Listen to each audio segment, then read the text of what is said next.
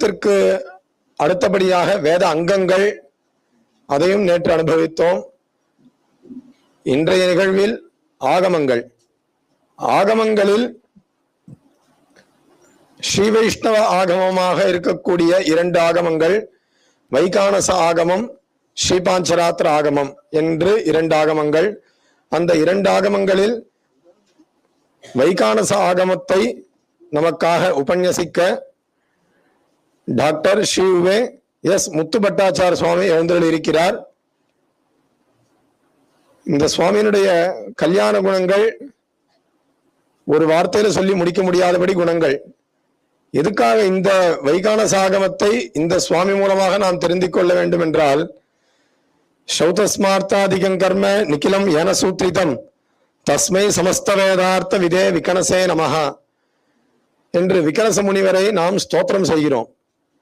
ஏனென்றால் ஸ்ரோத சூத்திரம் இத்தியாதிகளை நமக்கு அனுகிரகம் செய்து வேதார்த்தங்களை நமக்கு புரியும்படியாக ஆகம வழியாக நமக்கு எடுத்து கொடுத்தும், பகவானை எப்படி பூஜை செய்ய வேண்டும் என்பதான நிலைகளையும், நாம் அன்றாட வாழ்க்கையில் எப்படி வாழ வேண்டும், தர்ம மார்க்கத்தை எப்படி கடைபிடிக்க வேண்டும் என்பது போன்ற சமஸ்த விஷயங்களையும் நமக்கு இந்த ஆகமத்திலே முனிசிரேஷ்டரான முனிவரான விகனச மகா முனிவர் நமக்கு அனுகிரகித்துள்ளார்.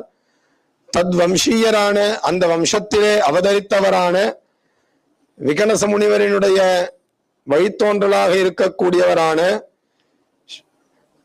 டாக்டர் எஸ் முத்து பட்டாச்சார சுவாமி அவருடைய திருவாக்கினாலே நாம் அந்த வைகானச ஆகமத்தினுடைய பெருமையும் அருமையும் அதில் இருக்கக்கூடிய விஷயங்களையும் அனுபவித்தோமானால், அது விகனச முனிவரே சாட்சாத்தாக நமக்கு அனுகிரகம் செய்தவாறு நாம் அதை ஏற்று அதனுடைய பூர்ண பலனையும் அனுபவிக்கலாம்.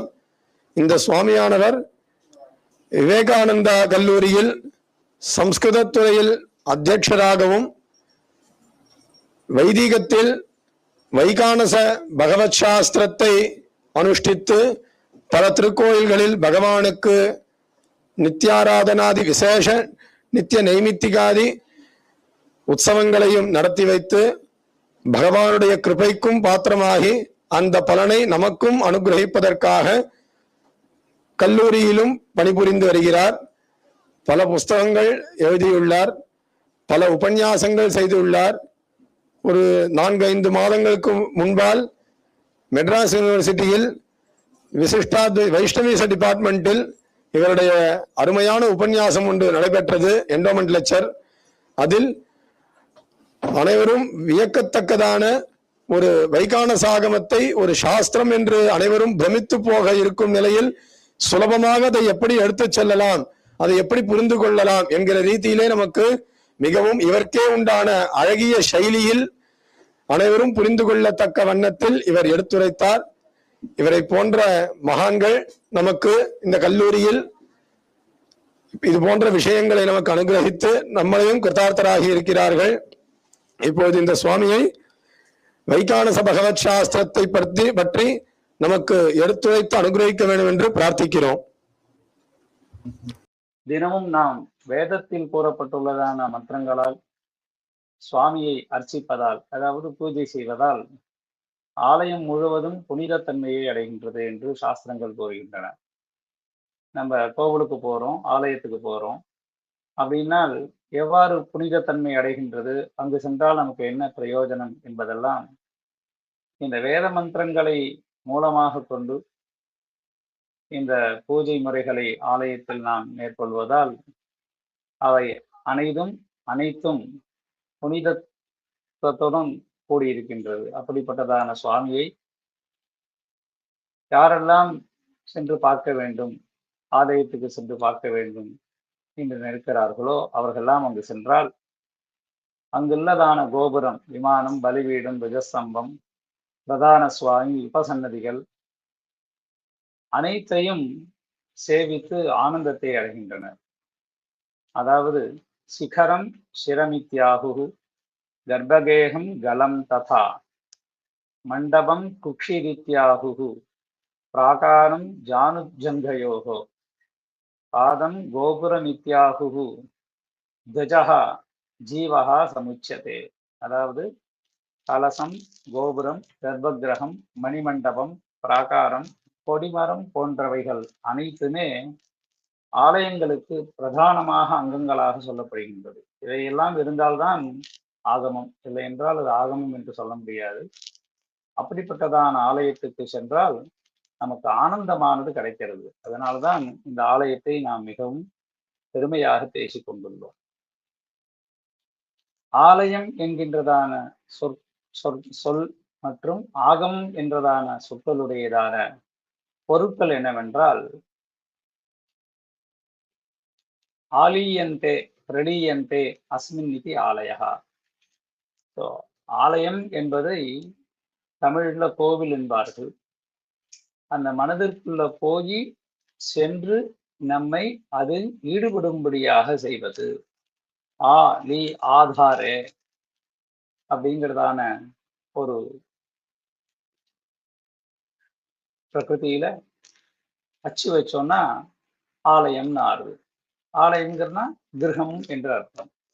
நம்மெல்லாம் வசிக்கக்கூடியதான இடத்திற்கு கிரகம் என்று பெயர். ஆனால் சுவாமி வசிக்கக்கூடியதான இடத்திற்கு பேர் ஆலயம் என்று பெயர். ராமாயணத்துல நகி திருஷ்டாத்மனாமாத்யாம் நிவசந்தியாலயே சிரம் அப்படின்னு இந்த ஆலயத்தினுடையதான சப்தத்தை ராமாயணம், நைஷதம் போன்றதான காவியங்கள்ல மிகவும் சிறப்பாக ஆலயம்ங்கிறதான வார்த்தையை பயன்படுத்தி இருக்காங்க.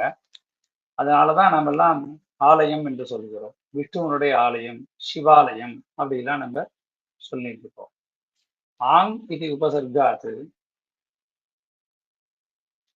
ஆங் இது உபசர்க பூர்வகாத்து தமிழ் பெதவ் இத்தஸ்மாத் தாத்தோஹோ ஆலயம் இது சித்தியதி.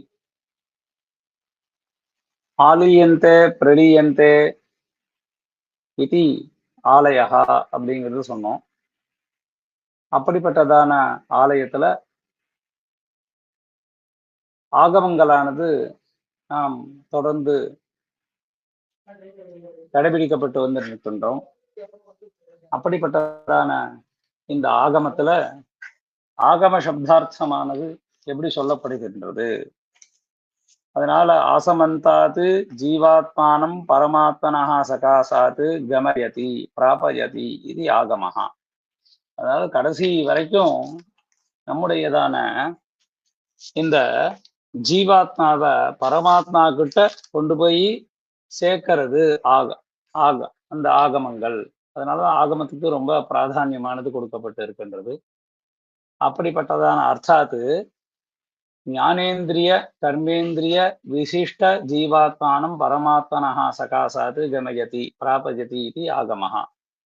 இந்த ஜீவாத்மாவை பரமாத்மா கிட்ட கொண்டு போய் கடைசி வரைக்கும் சேர்க்கிறது. அதனால இது ஆகமங்கிறதான பெயரை கொண்டிருக்கின்றது அப்படிங்கிறதாக சாஸ்திரமானது சொல்லப்படுகின்றது. மேலும்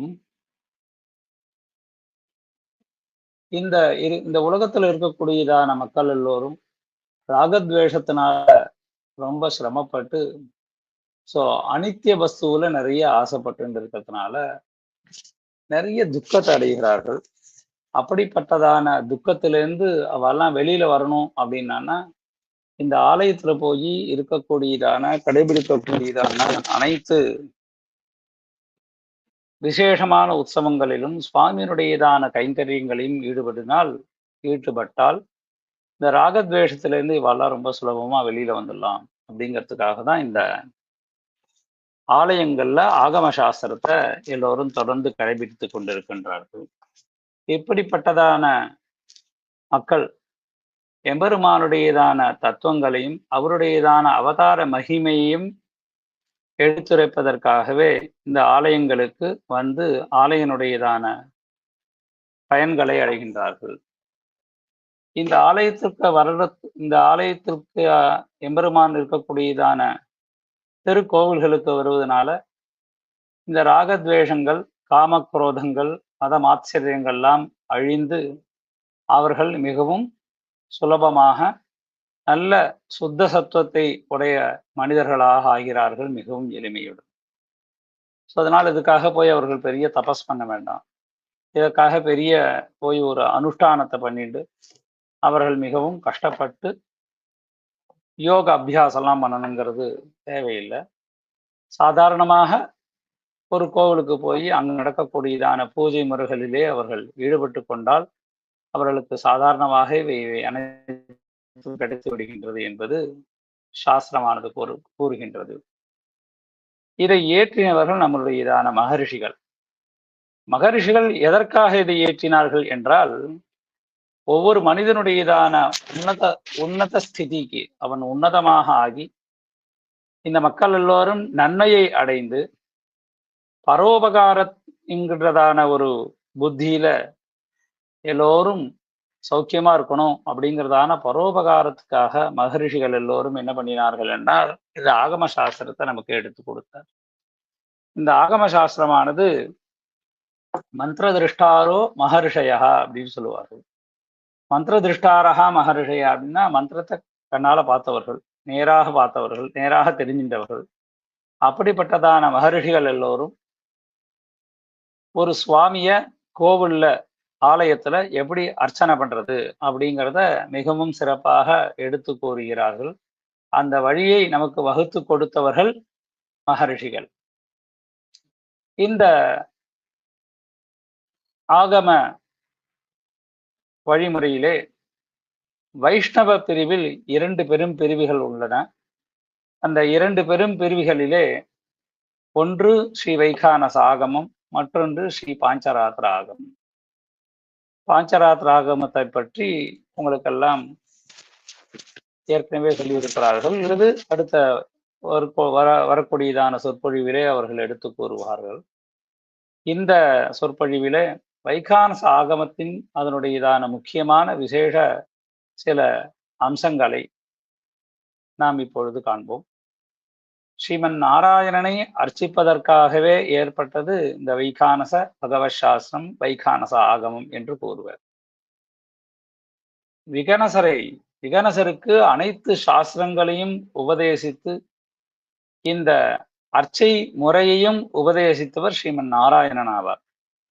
ஆத்மாவை புத்திரநாமாசி விஷ்ணோர் விஸ்வகுடும்பினகான்னு கனித்வா சாத்மனாத்மானம் பிரம்மாதி குணசம்ஹிதம் அப்படிங்கிறதான வேதத்தினுடையதான பிரமாணத்தின்படி எம்பெருமான் இந்த பூலோகத்துல சிருஷ்டி பண்ண போகிறேன், அப்பொழுது என்னை பூஜை செய்வதற்காக யாரேனும் வர வேண்டும் என்று தன்னுடையதான வைகுண்ட லோகத்தில் இருக்கக்கூடியதான பல ரிஷிகளையும் முனிகளையும் கேட்டார்.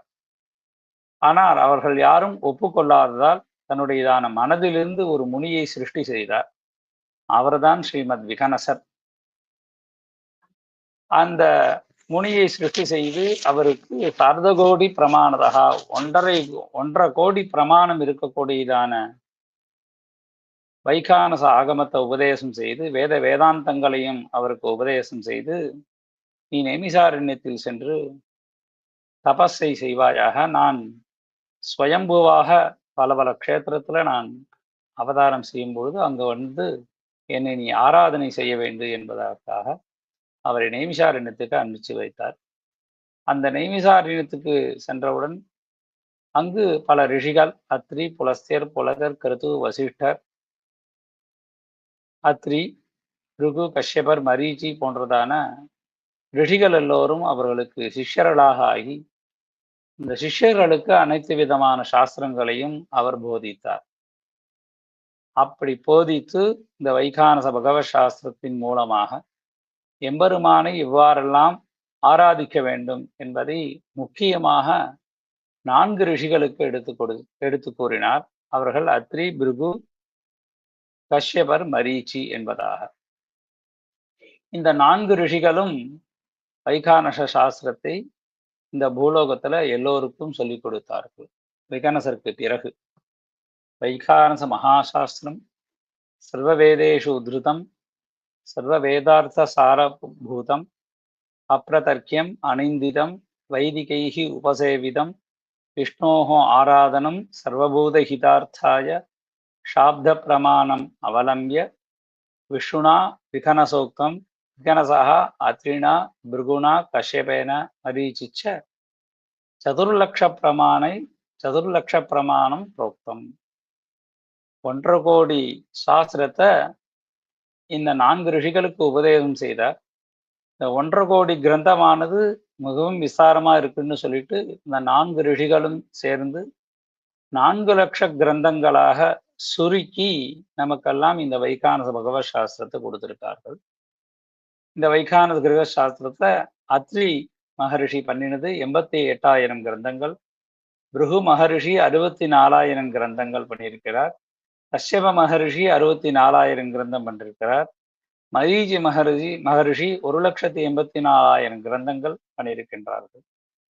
இப்படிப்பட்டதான கிரந்தங்களிலே நமக்கு இப்பொழுது கிடைப்பது அத்ரியினால் பண்ணப்பட்டது சமூர்த்தார்ச்சனாதிகரங்கிறதான ஒரு கிரந்தம் கிடைக்கிறது. பிருகுனால பண்ணப்பட்டதான கிலாதிகாரம், வாசாதிகாரம், கிரியாதிகாரம், விஜ்ஞாதிகாரம், பிரகீர்ணாதிகாரங்கிறதான 5 புஸ்தகங்கள், 5 கிரந்தங்கள் கிடைக்கின்றன. கஷ்யபரனால பண்ணப்பட்டதான ஞான காண்டமானது கிடைக்கின்றது. மரீச்சியினால பண்ணப்பட்டதான ஆனந்த சம்ஹிதைங்கிறதான ஒரு கிரந்தமும், அதனை தொடர்ந்து அதன் உள்ளே இருக்கக்கூடியதான் விமானார்ச்சனா கல்பம் அப்படிங்கிறதான புஸ்தகம். இவ்வளவுதான் கிடைக்கிறது. மீதி புஸ்தகங்கள்லாம் எங்க இருக்கு, எப்படி இருக்கு, பல புஸ்தகங்கள் கிடைக்கவே இல்லை.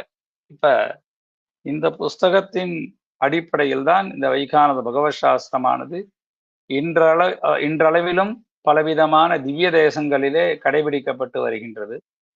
முக்கியமாக நான் தெரிந்து கொள்ள வேண்டியது, ஸ்ரீ விகனசர் கல்பசூத்திரத்தை ஏற்றிருக்கின்றார். கல்பசூத்திரம் என்பது நம்முடையதான சாரீரக சம்ஸ்காரங்கள் மற்றும் தர்மங்கள், அப்புறம் ஸ்ரௌதங்கள், பெரிய பெரிய யஜ்யங்கள், 22 யஜ்யங்கள் எப்படி பண்றதுங்கிறத ஸ்ரீ விகனசர் தன்னுடையதான கல்பசூத்திரத்துல தானே எழுதியிருக்கிறார்.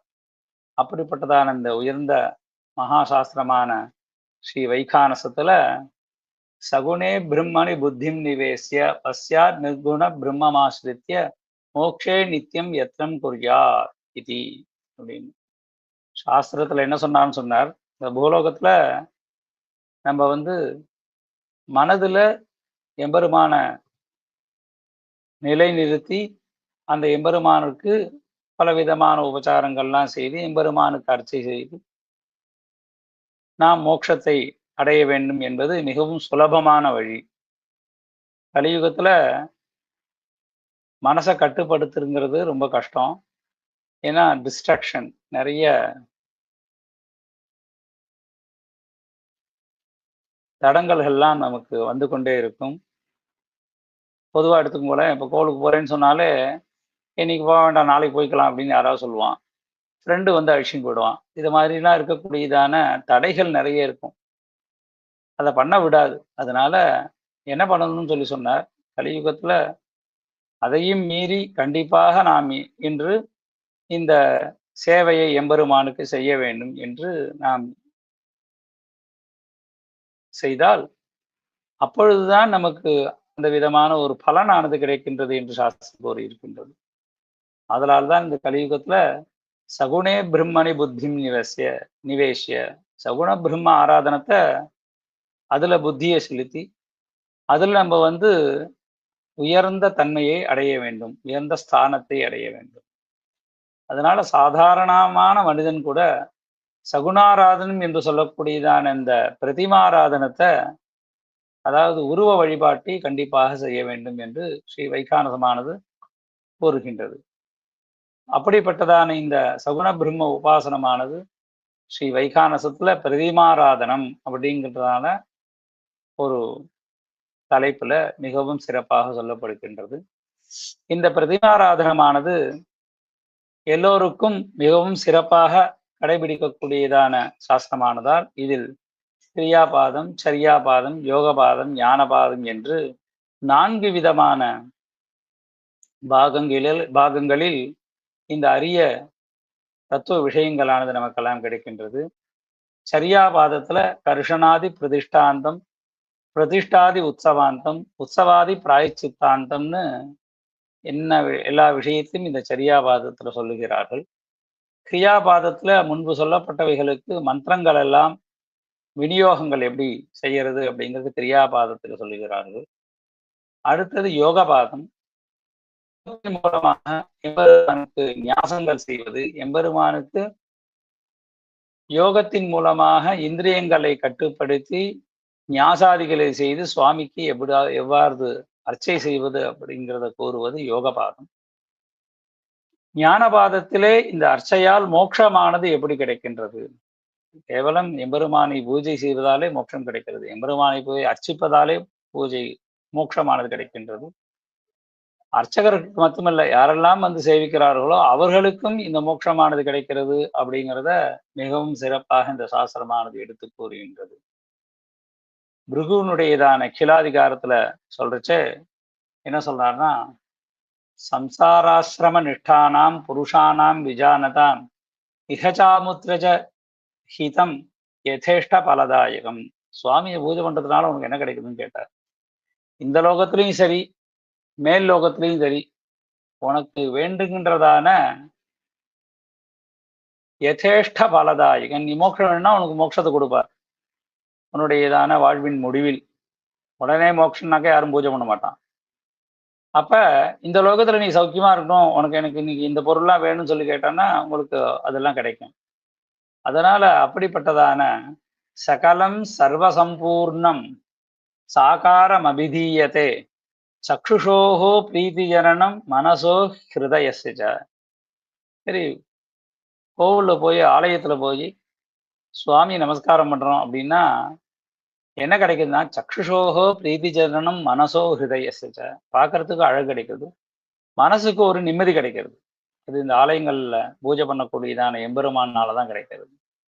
அது மாத்திரமா சொன்னார், விசேஷ பக்தி ஹேதுத்வாத் பிரதிமாராதனம் பரம். விசேஷமான பக்தியானது சொல்லப்பட்டு இருக்கிறதுனால பக்தியின் மூலம் எம்பெருமானுக்கு பூஜையை செய்ய வேண்டும் என்பதை ஸ்ரீ வைகானச பகவத் சாஸ்திரமானது மிகவும் சிறப்பாக எடுத்துரைக்கின்றது. பக்தியா பகவந்தம் ஸ்ரீமன் நாராயணம் அர்ச்சையேத் அப்படின்னு கூறுவார்கள். எம்பெருமான வந்து பக்தியினுடையனும் பக்தியோட மந்திரத்துடன் சேர்ந்து நாராயணனை அர்ச்சனை பண்ணணும். அப்படி அர்ச்சனை பண்ணாதான் பூர்ணமான முழுமையான பலன் கிடைக்கும் அப்படிங்கிறது ஸ்ரீ வைகானச சாஸ்திரத்தினுடையதான பிரதானமான குறிக்கோளாகும். சாகாரஞ்ச நிராகாரம் பவத் ஆராதனந்திதா பிரதிமாராதனம் சிரேஷ்டம் சாகாரம் அபிதீயத்தே. எம்பெருமான பூஜை பண்றச்ச ரெண்டு விதமா சொல்றார். சாகாரமா பூஜை பண்ணலாம், சாகாரம்னா உருவ வழிபாடு. நிராகாரம் அருவுருவ வழிபாடு, ரெண்டுமே பண்ணலாம் அப்படின்னார். எப்படி சார்? சாகாரங்கிறது வந்து சுவாமிய பிம்பமா வடிவமைத்து பூஜை பண்றது, இதுதான் உயர்ந்த பூஜையாகும். சரி, நிராகாரமா எப்படி பண்ணலாம்னு கேட்டார். ஸ்தண்டிலே சலிலே வாபி ஹிருதயே சூரிய மண்டலே ஆராதனம் நிராகாரம் தேஷாம் சாகாரம் உச்சதே. தயோஹோ சாகாரம் உச்சதே. அப்ப சொன்னார், ஸ்தண்டிலம்னாக்க ஒரு அக்னி குண்டம் அமைச்சு அதுல அந்த அக்னியில சுவாமி ஆவாகனம் பண்ணி வழிபடுவது நிராகாரம்.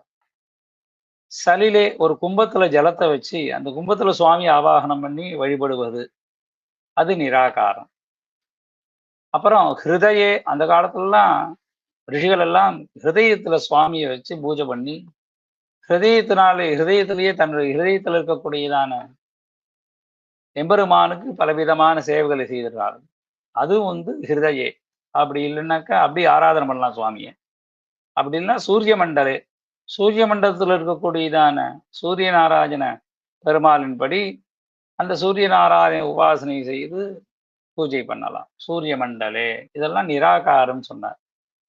இந்த சாகாரம் நிராகாரத்துல எதுடா உயர்ந்ததுன்னா சாகாரம் அபிதீயத்தே அப்படின்னு சொல்லிட்டார். அதனால சாகாரத்துடன் ஆகாரத்துடன் இருக்கக்கூடியதான, அதாவது உருவ வழிபாடுதான் மிகவும் சிறந்தது அப்படிங்கிறத ஸ்ரீ வைகானச பகவத் சாஸ்திரமானது அறுதியிட்டு கூறுகிறது. அப்படிப்பட்டதான இந்த உருவ வழிபாட்டில் நாமெல்லாம் எப்படி பண்ணணும்னு சொன்னார்.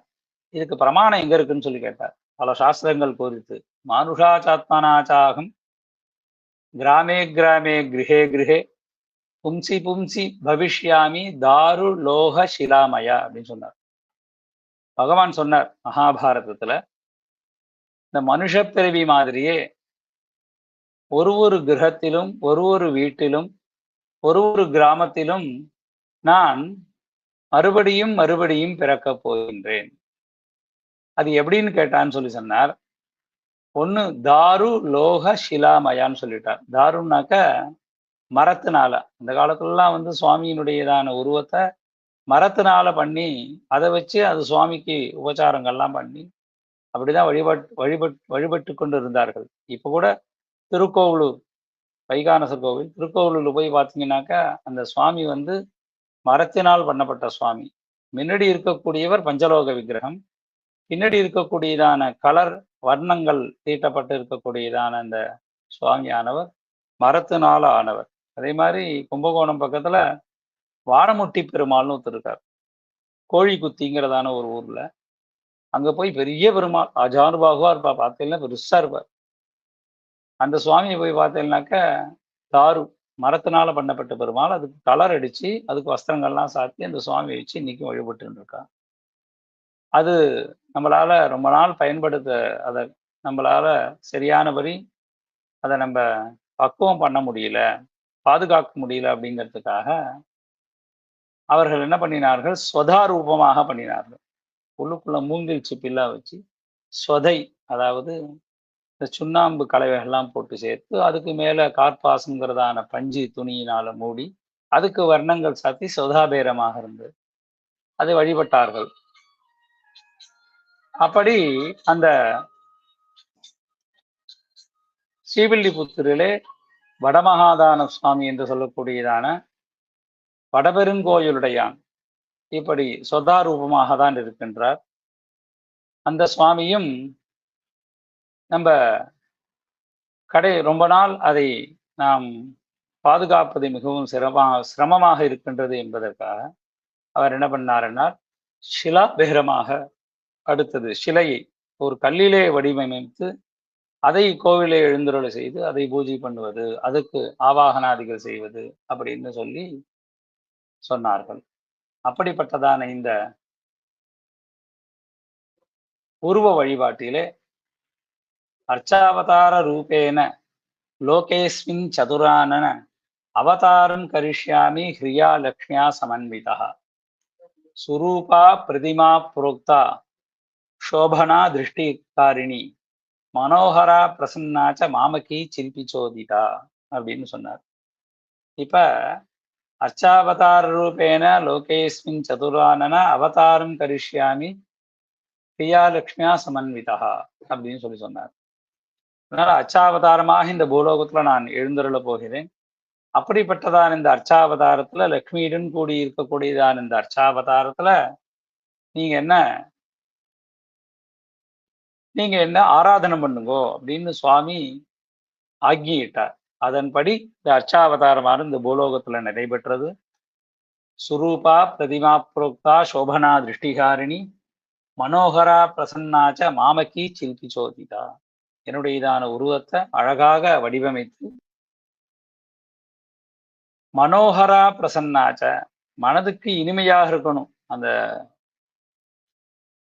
விக்கிரகத்தை வடிவமைக்கும் பொழுது ரொம்ப அழகாகவும் சிறப்பாகவும் இருக்கக்கூடியதான விக்கிரகங்களாக வடிவமைத்து அதை ஆலயங்களில் பிரதிஷ்டை செய்து என்னை வழிபட வேண்டும்.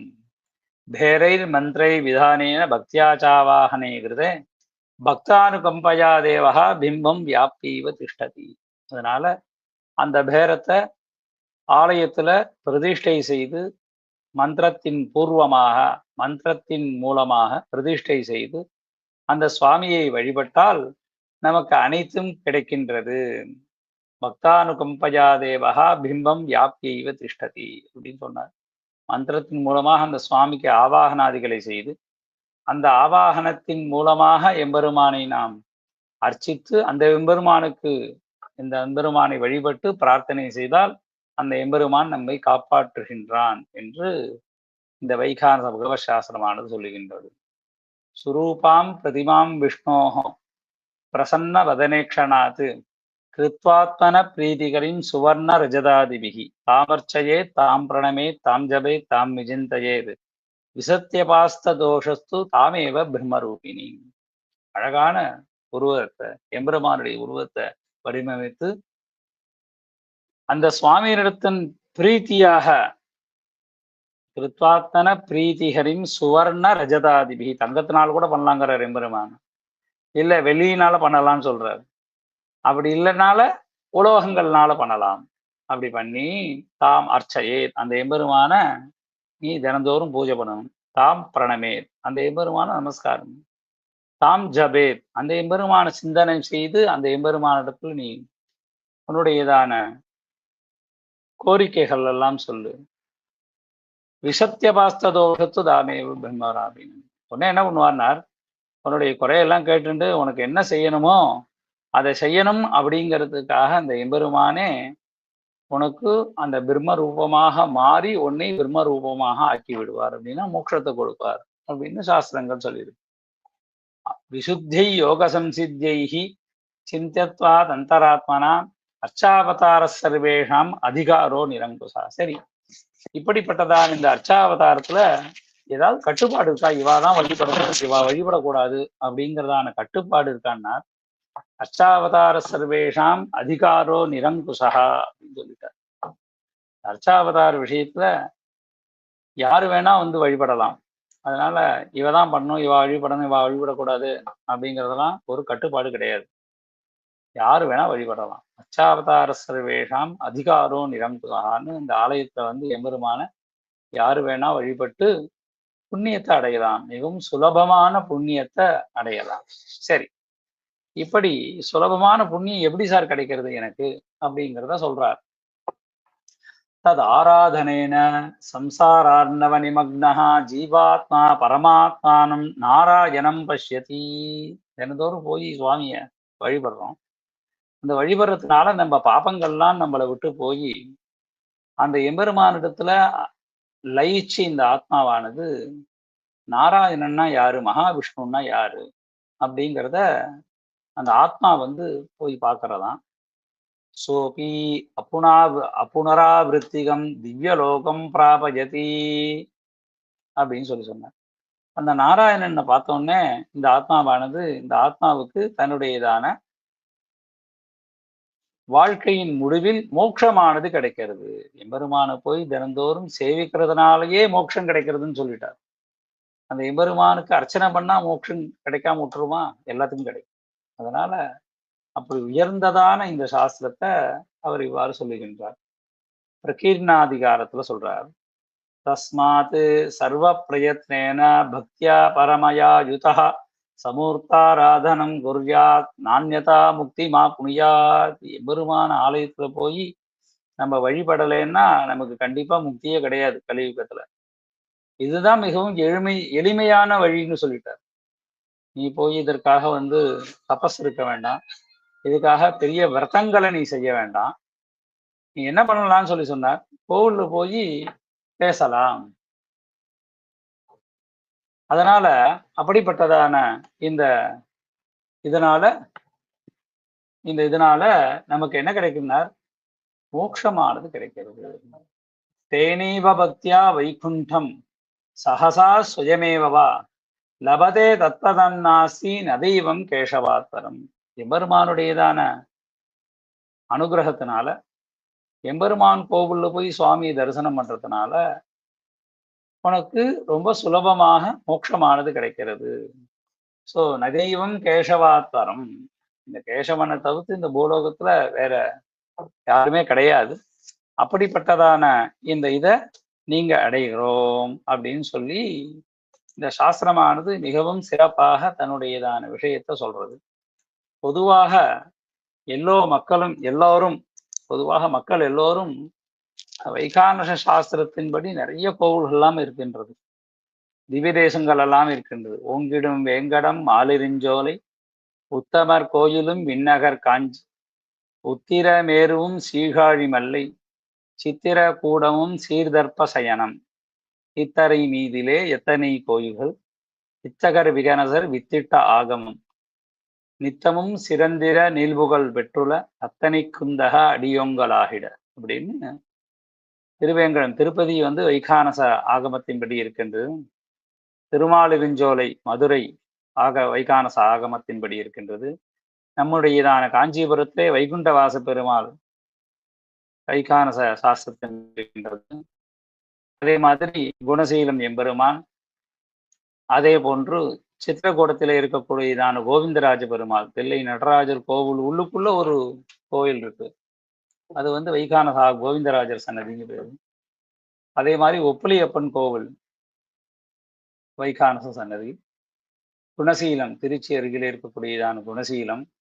ஸ்ரீவில்லிபுத்தூர், நம்ம ஸ்ரீவில்லிபுத்தூரிலே ஆண்டாள் சன்னதியும் வைகானசம், வடபெருங்கோயிலுடான் என்று சொல்லக்கூடியதான வடமகாதாம சுவாமி அதுவும் வைகானசம். இது போன்றதான பற்பல கோவில்கள் எல்லோரும் இந்த வைகானச ஆகம சாஸ்திரத்தின்படி எம்பெருமானுக்கு பூஜை முறைகளை செய்து வந்து கொண்டிருக்கின்றார்கள். இந்த பூஜை முறையினாலேயே அவர்களுக்கு மோட்சமானது சித்திக்கின்றது.